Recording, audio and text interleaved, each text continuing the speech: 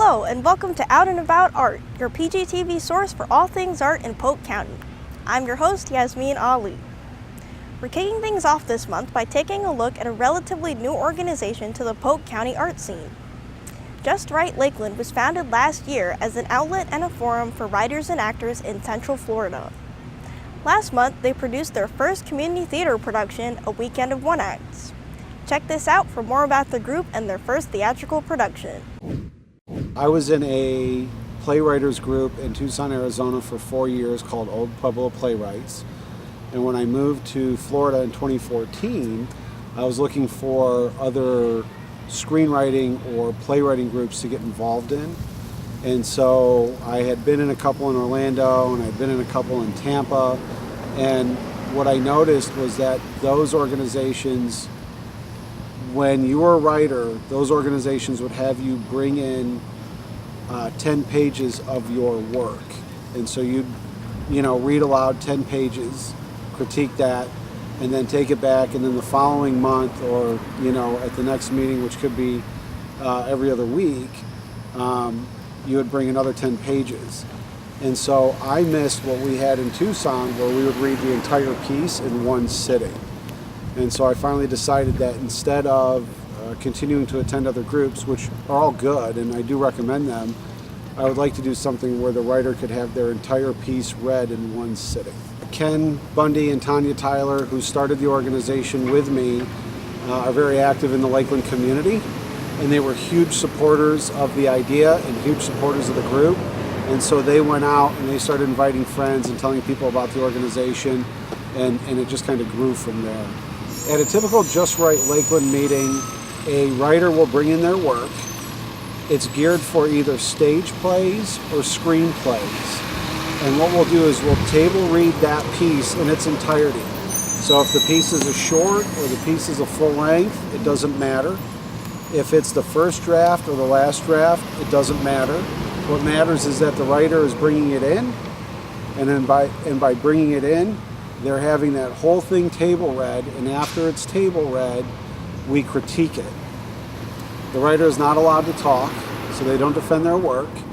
We offer all of our positives, all of our negatives. They have an opportunity to then write it down, and then they can take all that criticism back or the critique back, and they can do another draft on their work. We want them to take our feedback, rework the material, and then bring it back.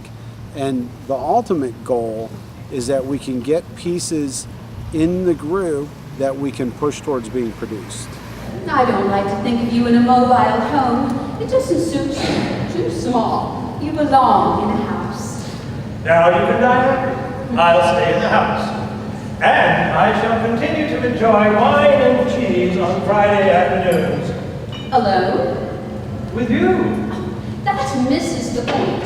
If I went first, you would be alone. Thank you so much, ladies. Have a most splendid day.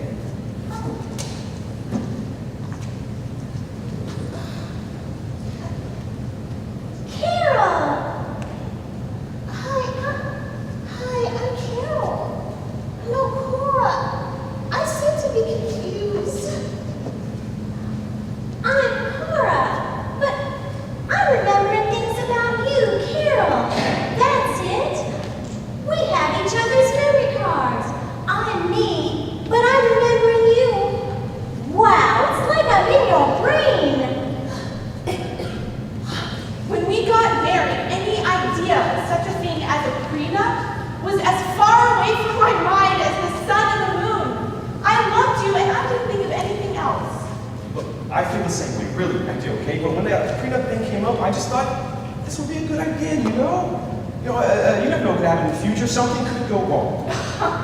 Well, something's gonna go wrong. It's gonna go wrong today. Yeah. What about those other incidents? This was not the first time. Okay, there may have been a couple of other times, but Jimmy is a normal kid. There is nothing wrong with him. You're saying something about him being on the autistic spectrum, but I don't believe that.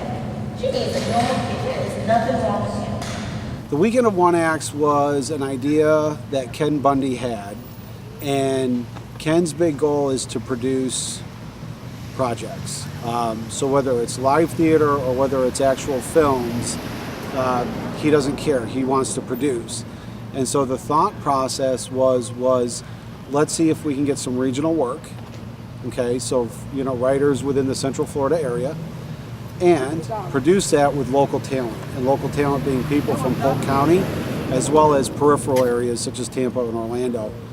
But he wanted to get it out there as good advertising for Just Right Lakeland, and to illustrate to the community that we're serious about what we're doing. We want to provide opportunities for writers, and we also want to provide opportunities for local actors and actresses to be seen. I put word out that we were looking for one-act plays, and we had 31 submissions. And of those 31 submissions, we brought them all through the group. And so just like you would see at a regular meeting, we brought the work in, we table read it, we critiqued it, and then we voted on it. I was at a Lakeland Business Leaders event, and Tanya happened to be there, and she approached me and says, "Hey, we're doing these auditions for this Just Right Lakeland." I'm like, "Just what? What's that all about? Never heard anything about that." And she said, "Oh, we hope you'll come. We want you to try out." And so I wasn't able to make it the first week. So she cornered me as I was at Fresco's one afternoon having lunch. She says, "Okay, we're doing it again this Monday." I says, "Okay, I'll be there. I'll try my best to be there." So showed up and had a great time. Was awarded some parts. Yeah, I did a lot of acting back in my younger days, in high school and college, and in my young adult life.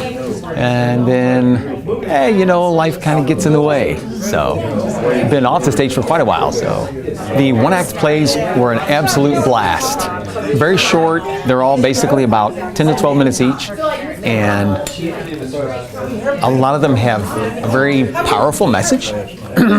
Specifically, the one that I played in, where my counterpart was Anna, and she was Sue, and I was Nick, of course, nicotine. And it was a very, very powerful message about how addictive nicotine is. And so I had a blast playing that part, and the other plays that I was in as well as everyone else. It's just such a fantastic, great writers, great producer, Jon Fedkiw, great director, Nathan McMahon, and a lot of great actors. Deceitful, stick of misery. Misery? Well, you weren't miserable just a minute ago when you were breathing me in without taking away a time in your life savoring the moment. What an exaggerating slime ball you are. And I do mean slime. I mean, that's what dripped down my walls when I was sick and I had to have the vaporizer on all night. That next morning, your brown, disgusting slime on my white walls convinced me to give you up. That's right, sweetie. And how long did that last? Oh, about 2 days, was it, before you forgot all about the yuck on the wall? People were surprised at the quality. They were surprised at the production value. They were surprised at the acting. They were surprised at how well the pieces were written. So it was really, it was a pleasant surprise to us, because we knew we had something special. We just wanted to make sure that it was received that way, and it looked like we accomplished our goal. The goal now is to create a schedule over the next 18 months. We want to do a spring show, a winter show, and then look at doing the one-acts maybe on an annual basis. So right now we're in the process of looking for our fall program. I think that this organization gives people in a less populated area more opportunities to do something that they want to do or love to do. So to me, it's one of those situations where we don't know who lives here. We don't know who's got a penchant for writing. We don't know who's got a penchant for acting. You do have some outlets for those, but not a lot. So in my mind, if we create more outlets for people to exercise their craft or their gift or just get involved with things that they've never thought about doing but always wanted to do, then that's the best thing we can do for the community. For more information on Just Right Lakeland, visit www.justrightlakeland.com. The group is always searching for new writers and actors, so stop by for a meeting on Mondays at 7 p.m. at 310 East Lemon Street in Lakeland. Next up, we're taking a look at a new monthly film screening series hosted by the Polk Museum of Art. The Art of Film presents an opportunity to appreciate movies for their artistic value.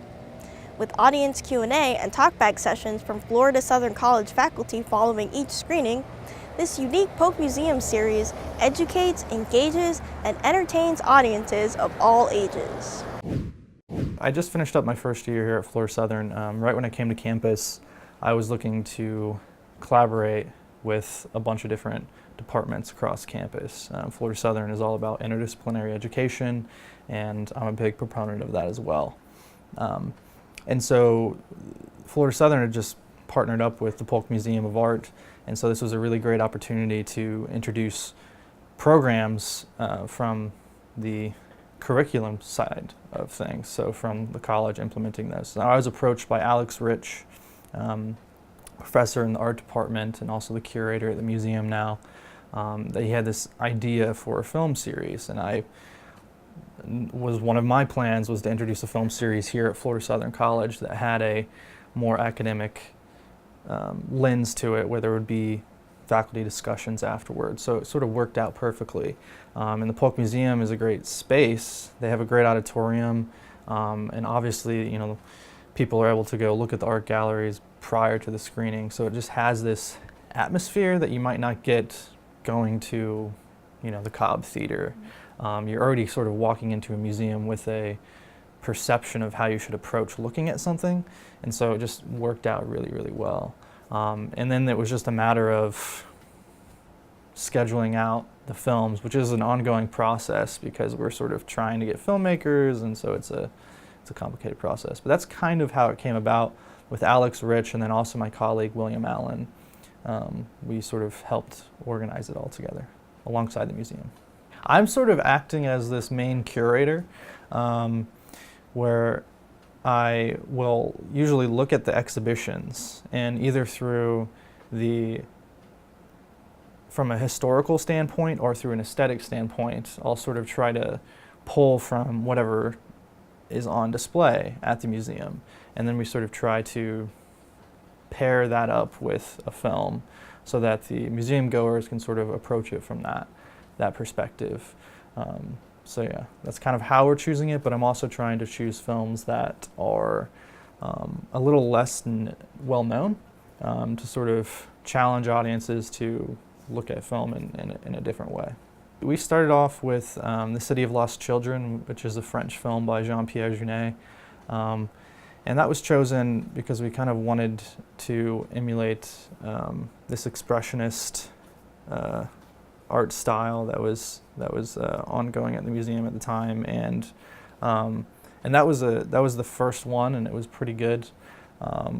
We brought in writer-director Annie Howe for Claire in Motion. Annie Howe is actually a filmmaker based out of New York City. I had the pleasure of working on this feature with her. So she came and actually spoke at the college through an event at the communication department. We did the film Old Joy, which is by an American independent filmmaker, Kelly Reichardt. She uses space and the American landscape in a really unique way to kind of correlate with the exhibition going on right now at the Hudson Landscape exhibition. So we're hoping to do more visiting artists, whether they be local or national.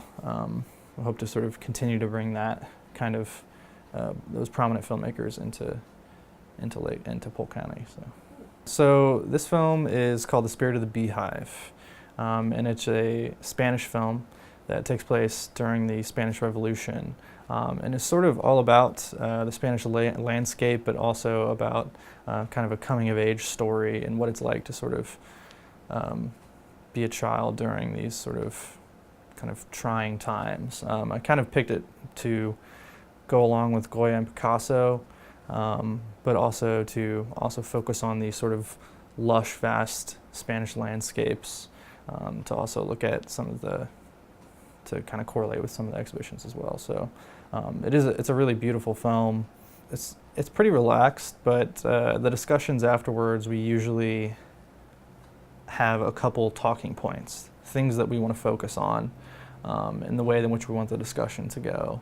And we'll sort of give our perspective and then pretty much open it up to the audience to kind of give their thoughts, whether that be a question or if it's just their overall impression of the film based off of sort of those talking points that we give.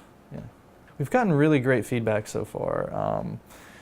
There's a decent amount of people that I see there every month, which is great. We're starting to kind of build that community. With a new program, it takes a lot, and so we're trying to get as much exposure as possible. But we've gotten great feedback from people that said this is exactly what we need here in Lakeland. It's, yeah, we have, film screenings and a little bit more independent film screenings here, but there's nothing really about that approaches it from this more academic and more critical side, in which it involves the audience to this kind of scale. It's very intimate, it's kind of laid back, and it is almost kind of like this open forum, which I think is really cool and a great opportunity for anyone who is just interested in actually talking about film, and especially from a different approach, and looking at films that aren't sort of your every month new comic book film that comes out and everyone just sort of argues about meaningless things. But so I think we've gotten a lot of good feedback that this is exactly what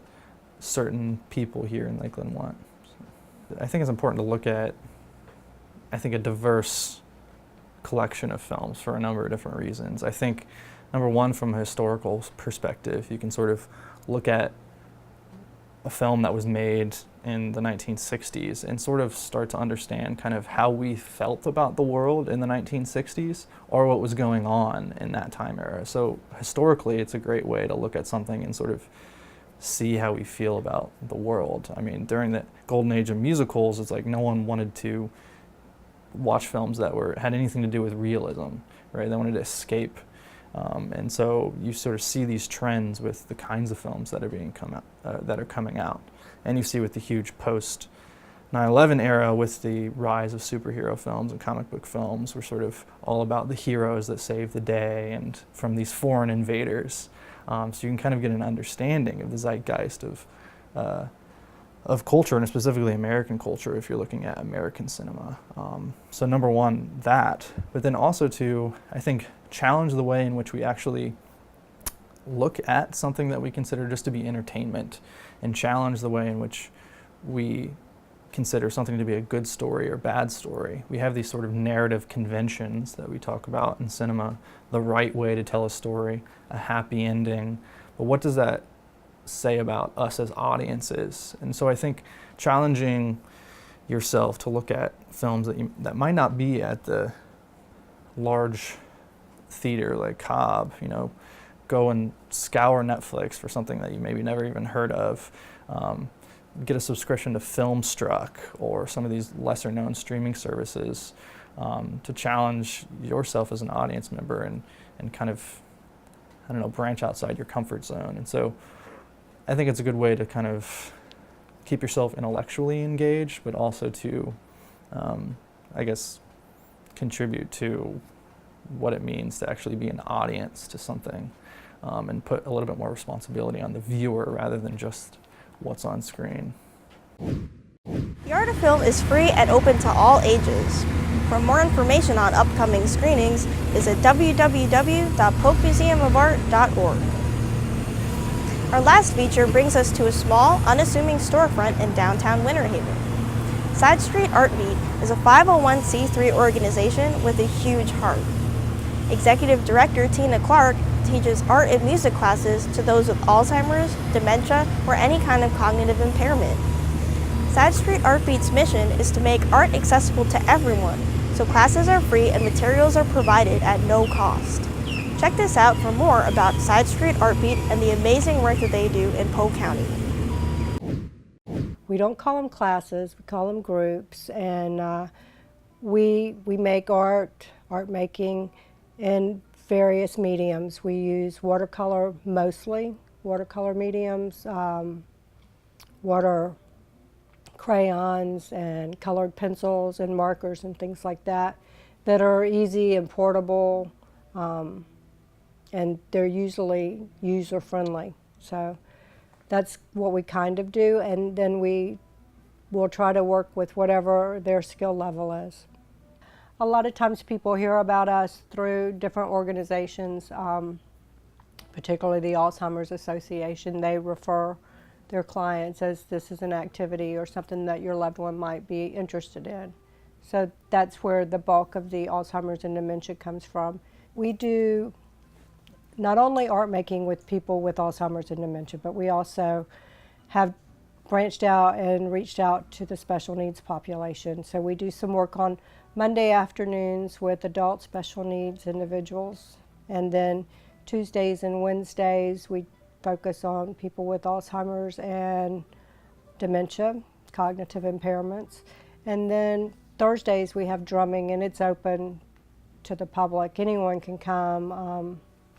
Sometimes we have little kids here, which is really nice. The drumming is about social engagement, and it's really good for people that have any kind of challenge, because you don't have to really talk about it. You can participate in it, and your body somehow manages to make your right brain and left brain cooperate, and you can have fun and relax, and it reduces stress for the care people. It's fun for the kids that are involved.